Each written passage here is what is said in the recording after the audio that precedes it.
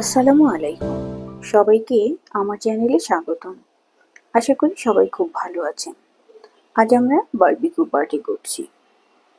আগুন জ্বালানোর কাজটা ততটা সহজ ছিল না। প্রথমে অল্প কয়লাতে একটু তেল ঢেলে আগুন দেওয়া হলো।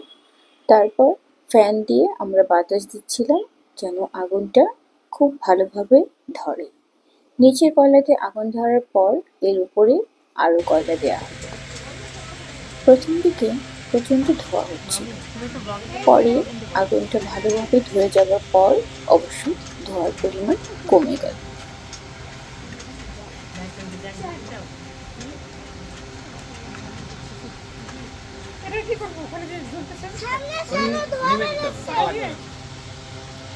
আগুন ধরানো কাজ শেষ। এবার আমরা বারবিকিউ ট্রেটাকে বসিয়ে দিলাম। এখানে প্রথমে তেল মাখাতে হবে। তারপর ধোয়া শেষ হয়ে গেলে এবং ট্রেটি গরম হলে তারপর আমরা এখানে মুরগির টুকরাগুলোকে দিব।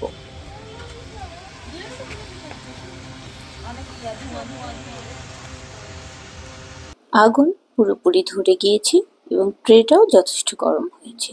মুন্না ব্রাশ দিয়ে এতে তেল মাখাচ্ছিল। তেলের ভিতরে অবশ্য বারবিকিউ সসও মেশানো ছিল। এরপর আমরা মুরগিগুলোকে এখানে দিয়ে দিলাম।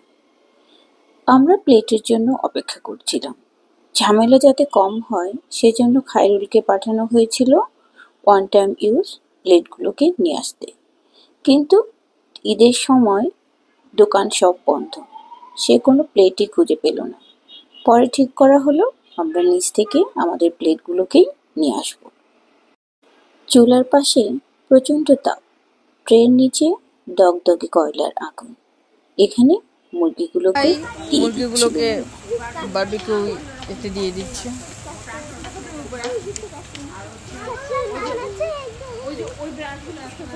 মুন্না একটু তাকাও।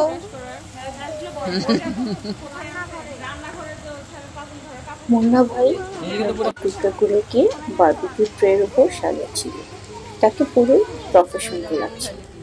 আমি আবার বাগান থেকে কিছু টমেটো এনে ধুয়ে ট্রেতে দিয়ে দিলাম। এরাও বারবিকিউ করছি কখন খাবার তৈরি হবে।